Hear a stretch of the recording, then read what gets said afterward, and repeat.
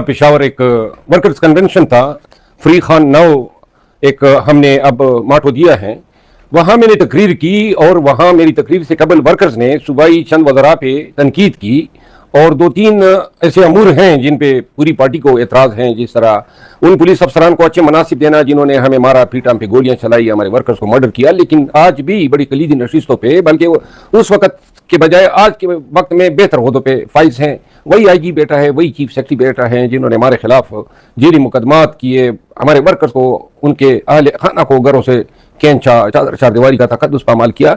ये चीज़ें जो हैं इनका अभी तक कोई मदावा नहीं हुआ है। लेकिन मैंने अली अमीन खान के गवर्नेंस पे कोई मैंने इतराज़ नहीं किया।